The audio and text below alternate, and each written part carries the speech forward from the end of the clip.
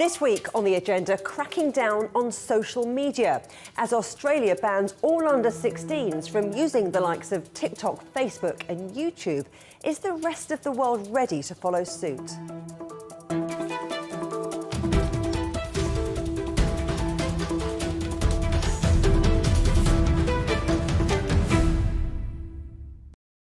Australia has now become the first country in the world to ban anyone under the age of 16 from using social media. Young people can now no longer set up new accounts on services including TikTok, X, Facebook, Instagram, YouTube, Snapchat and Threads, and all existing profiles must be deactivated. The rest of the world and the tech giants are watching closely, with Denmark already announcing similar plans for the future. But the youth of Australia aren't taking the ban lightly, with two teenagers heading to the country's High Court early next year to try to overturn the ban. I believe that as a young Australian, we as a whole will have our constitutional right taken away from us, and we will also be invisible with this ban. We won't be able to share our views or opinions, and we won't be able to hear others' views and opinions, political or just about anything. And I feel that most people will get quite separated, but I also feel that we have social media. It's the new, modern day town square. This is how information gets passed around everywhere. If we're being real, this is how, the main form of information. Instead of cutting kids off from social media because we're not the problem, we should be cutting off the bad things about social media, the online bullies, the predators and the explicit content. We should be looking to get rid of that instead of the young Australians who haven't done anything wrong. Joining me now are Australian Youth Engagement Specialist Paris McNeil and Mikkel Fluverbon, Professor at Denmark's Copenhagen Business School. Thank you both for coming on the agenda. Paris, let me start with you. The Australian government says the ban is necessary to protect their children from addiction and things like cyberbullying. But we heard there a rather different perspective about being cut off from the political discourse. What's your take? Social media isn't inherently good or bad. There are good and bad parts of it. So the Australian government is trying to reduce some of the more harmful aspects of social media through this legislation. So reducing the addiction and the cyberbullying and the harassment that a lot of young people are experiencing. But with a blanket ban, they're also going to lose some of the good parts, the connection, the support, the inspirational content that they're seeing, and also the way that a lot of young people learn about and express their political views. So there'll be both good and bad parts of this social media ban, and it's about how we'll manage it. There have been a legal challenge that's been launched by two 15-year-olds, and they've said that the social media ban infringes the implied right to freedom of political communication. So that's currently with the High Court of Australia at the moment. We'll have to have a look at how that case plays out. Mikkel, Denmark's Prime Minister, Mette Frederiksen, has said that mobile phones and social media are stealing our children's childhood. Is that really the case? I think it makes sense to put it that way if you think about all the things that increasingly social media, but also games and so on, are sort of challenging in children's lives. So I think most people would agree that children need exercise, they need sleep, they need meaningful social relationships. They also need this ability to kind of, engage with the world in physical ways. And in many ways, social media and other types of digital platforms have really taken over a lot of these activities and carved out this space from children's lives. So in that sense, I think it makes sense to at least flag this problem that so many kids are not getting their sleep, not getting their exercise, not engaging in things that everyone would agree are central for kids to engage in their early childhood. And I also think it makes sense to sort of remind people that kids are experiencing things online that are really not for kids, that we would protect them from in other parts of life, but that for some reason the digital domain has given them access to. So this is what she means, and this is, I think, the concern that many people who care about children's well-being are focused on. I think both of you here are talking about getting a balance right and that level of overseeing what children do. But Paris, let's talk about the practicalities here. I mean, how is the ban in Australia going to work, and what might the consequences be? What's going to happen is a young person is going to get a notification on their account that will say, in order to continue to use your account, you need to prove how old you are. So that young person will be presented with a number of options for age verification. That might be facial recognition, that might be uploading a form of ID, or even linking with a bank account. If that young person is over 16 and they verify their age, they're all good to go. If they're under 16, they can't prove their age, they'll be logged out and they'll be locked out of their account until they turn 16. The consequences are that the responsibility is put squarely on the social media companies. So there's no fines for a young person who finds a loophole, no punishment or fine for a parent of a young person that finds a loophole. There's no requirement on schools to report anything.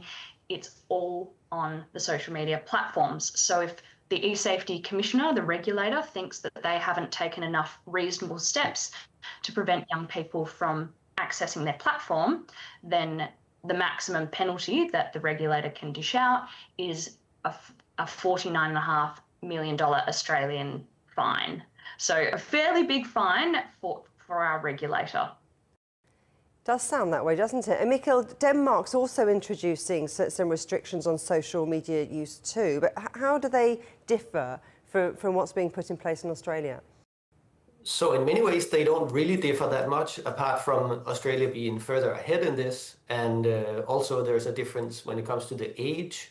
So Denmark is aiming for 15 years as the cutoff point, with an opportunity or a possibility for parents to actually give access to children at the age of 13 if they wish to do so.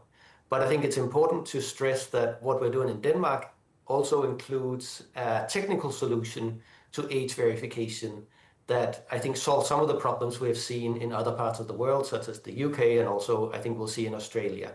So what you have to do in Denmark is simply to use a government created app that allows you to verify your age by simply sharing whether you are under or above the required age. So it's a kind of digital wallet where you can include different types of personal information. And for this purpose, all you'll share is whether you're under or above the age of 15. So this means you don't have to share your face, you don't have to share a passport or other sensitive information with these platforms. So it's a kind of minimal solution when it comes to data sharing, and it also, I think, solves some of the problems that we may see in other parts of the world where people can trick these facial recognition systems in ways that allow kids to get access even if they're not old enough. So I think the technical solution to this is maybe the biggest difference. Paris, it seems that what McNeil is talking about, I'll pick up on something that he said, with his minimal solutions here that tend to be targeting children rather than the social media companies. I'm wondering, would you like to see more being done around this harmful content that both of you have been talking about here, about restricting that? Isn't that the issue, rather than children having to tick certain boxes? A blanket ban is never going to be popular or perfect, but I think that something needed to happen. These platforms have been making billions of dollars off of pushing their harmful content through these insidious algorithms to our children. They've had years to clean up their platforms, and it's actually got worse.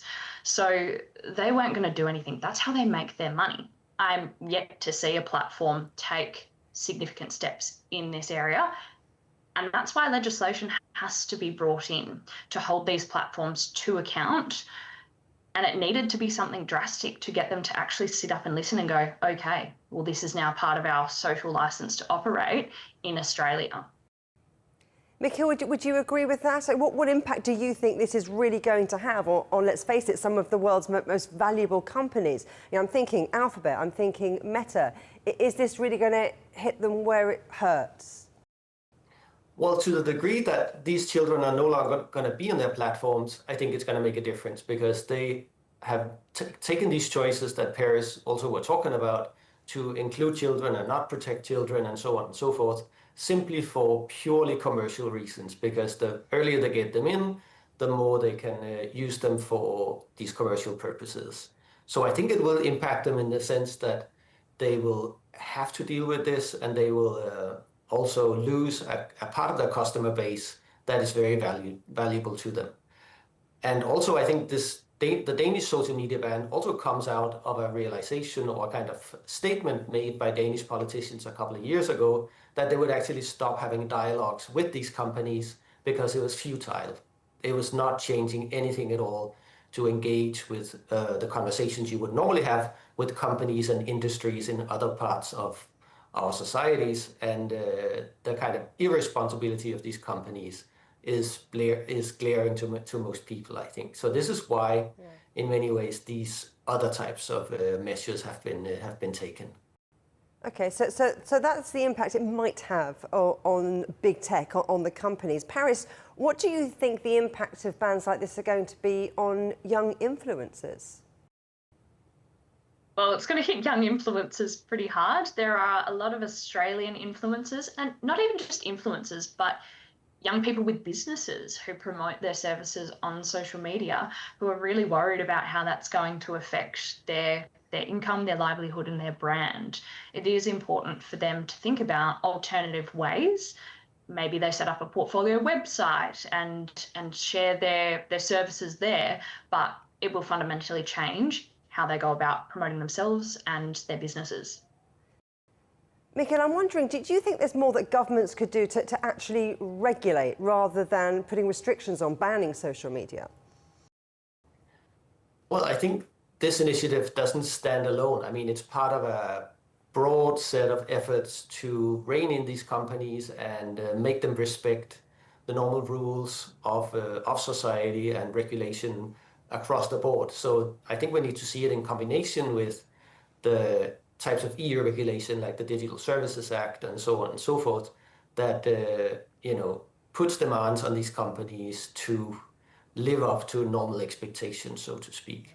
So I think there's both a kind of regular dimension to this, but also a kind of cultural dimension. I think it's important to keep in mind that the types of developments we've seen and that have impacted children in this area have only been around for maybe 15 years. It's not like it's a thing that has existed always. And I think we'll kind of think of this as a particular moment in history where we didn't protect children and didn't take responsibility both as companies and as governments and so on and so forth.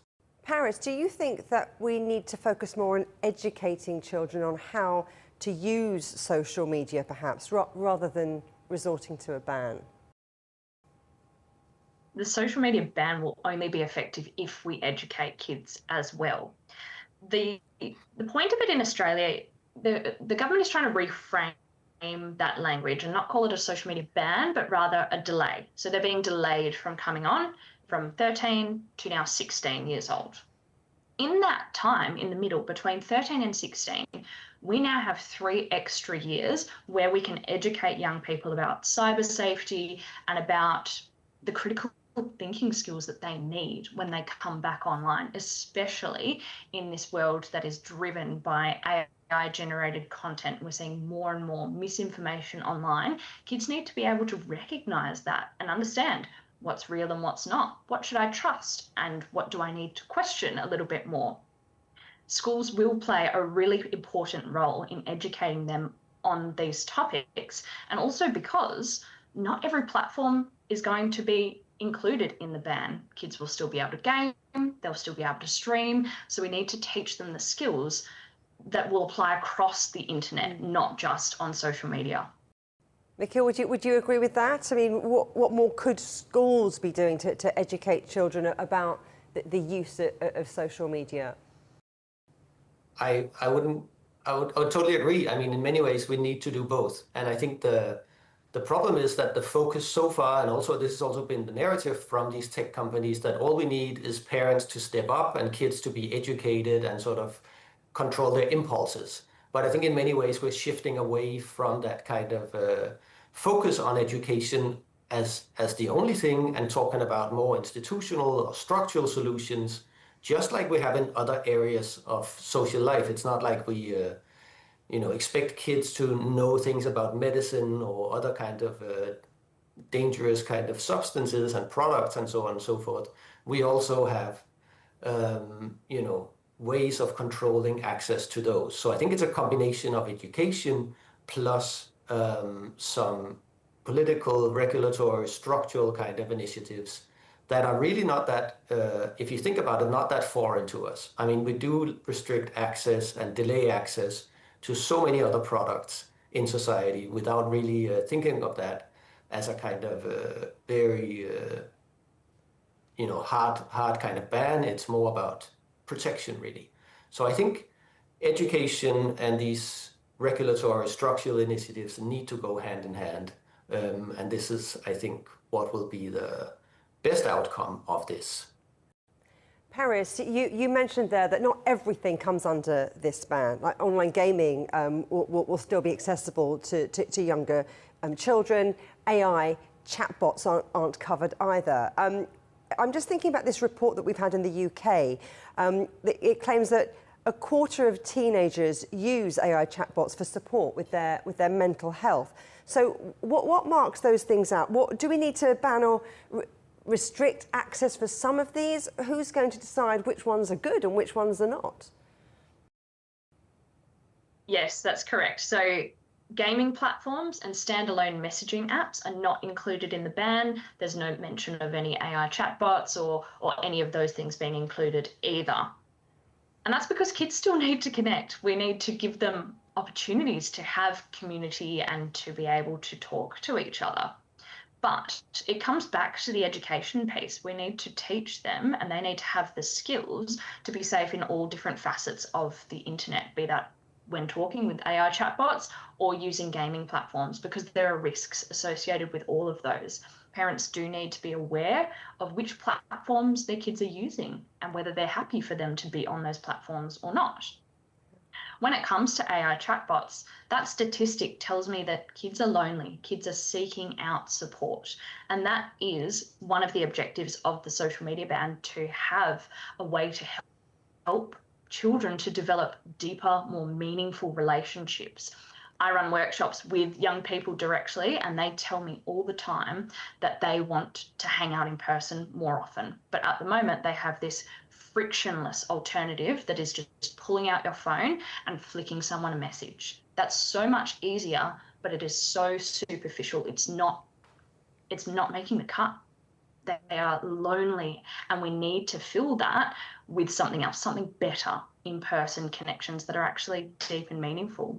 Otherwise, they will just turn to other tech alternatives, gaming and streaming platforms that are still accessible to them.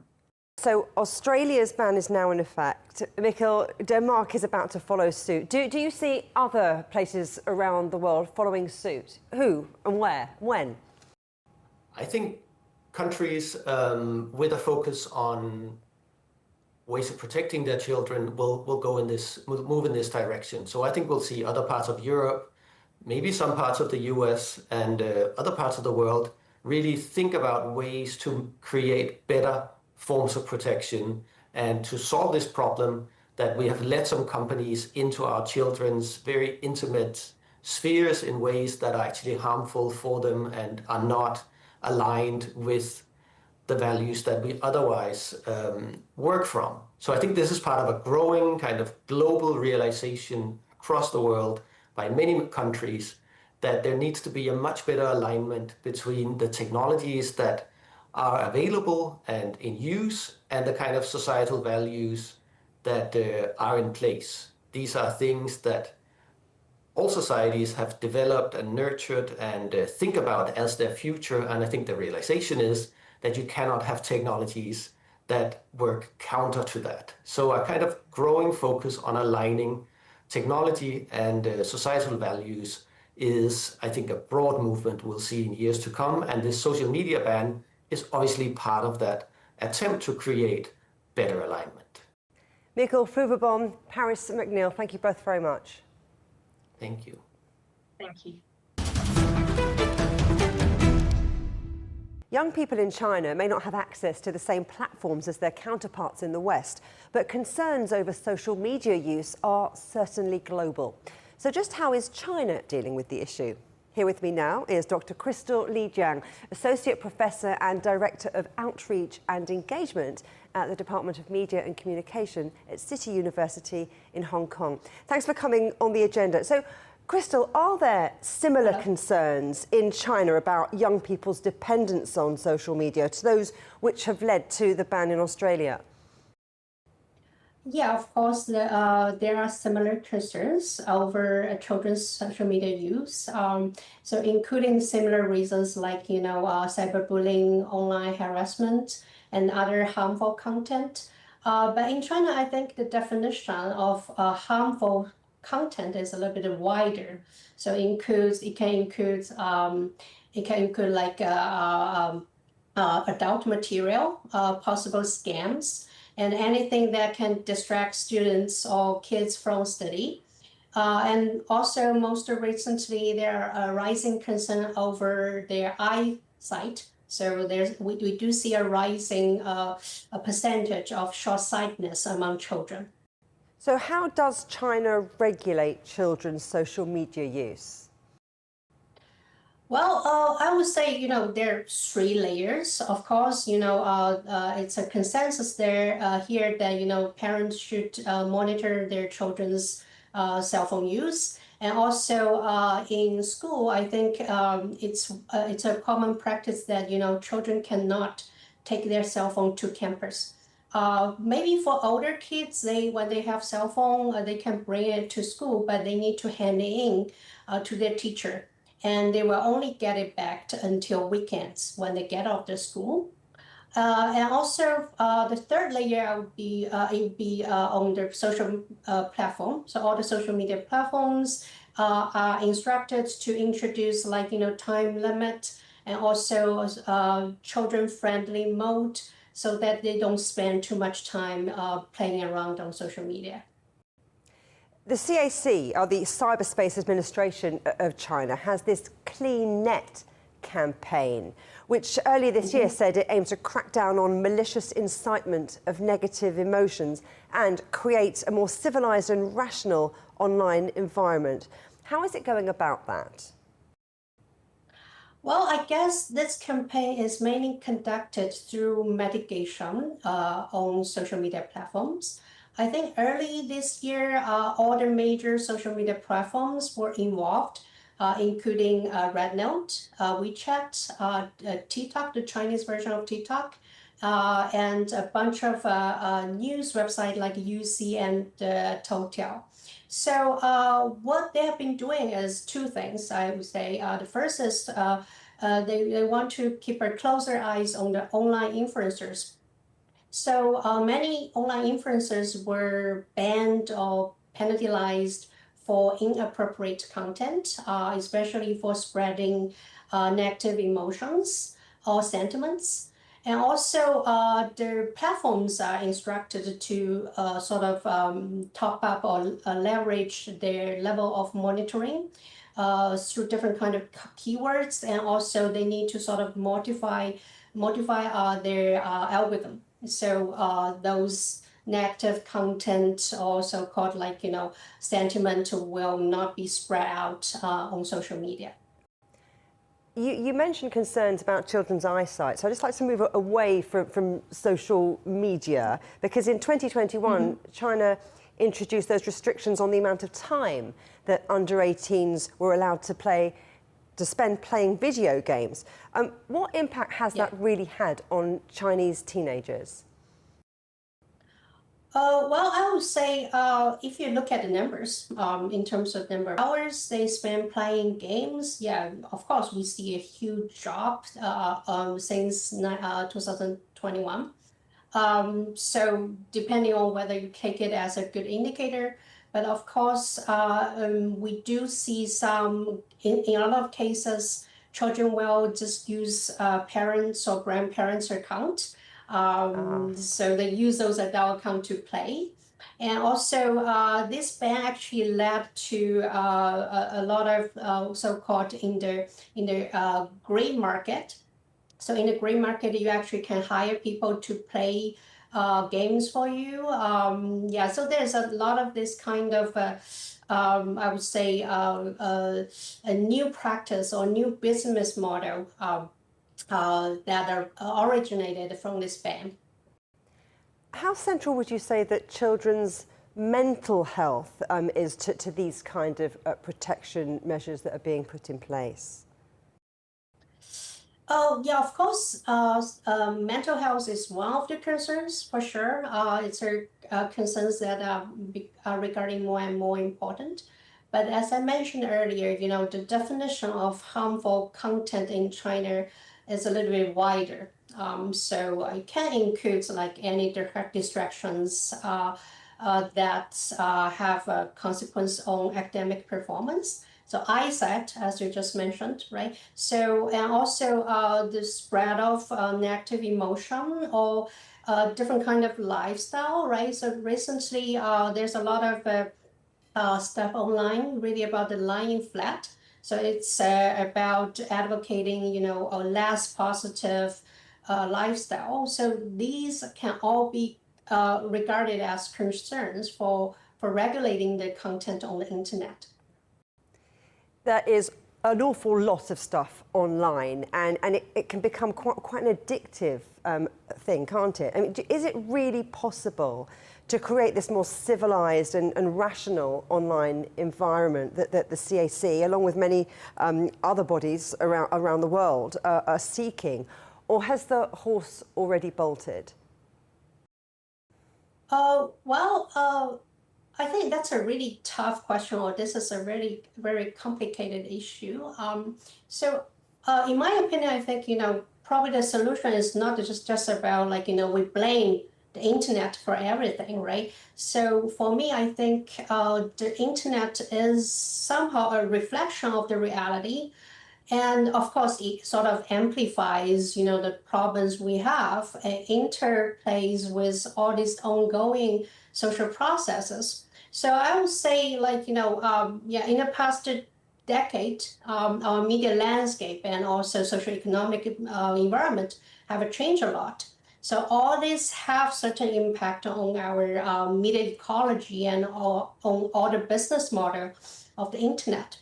So the point is, I think the point I'm trying to make here is, so it's not just about like, we regulate the internet, we regulate the social media use. We probably need a more holistic and more systematic approach to solve the problems together. Crystal Li Jiang, thank you very much. Thank you. You can watch every episode of The Agenda in full on CGTN Europe's YouTube channel. And for exclusive extra content from me, my guests and the rest of the team, don't forget to check out The Agenda Show on TikTok. Coming up on a future agenda, the new geography of innovation. Where should the world be looking for the next tech giant? But for now, from me, Juliet Mann, and from all the Agenda team here in London, goodbye.